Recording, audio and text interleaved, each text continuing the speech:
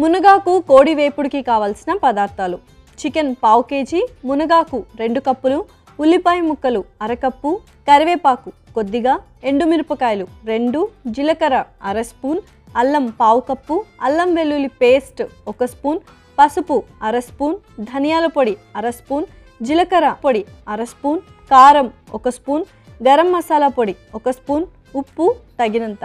మునగాకు కోడి వేపుడు తయారు చేసుకునే విధానం: ముందుగా స్టవ్ వెలిగించి పాన్ పెట్టుకొని నూనె వేసి వేడి చేసుకోవాలి. నూనె వేడయ్యాక ఎండుమిర్చి, జీలకర్ర, ఉల్లిపాయ ముక్కలు వేసి వేయించుకోవాలి.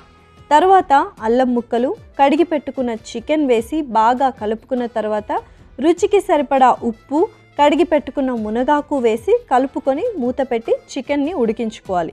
తరువాత అల్లం వెల్లుల్లి పేస్ట్, పసుపు, కారం, ధనియాల పొడి, జీలకర్ర పొడి, గరం మసాలా పొడి వేసి చక్కగా మిక్స్ చేసుకొని లో ఫ్లేమ్లో చికెన్ ఉడికించుకోవాలి.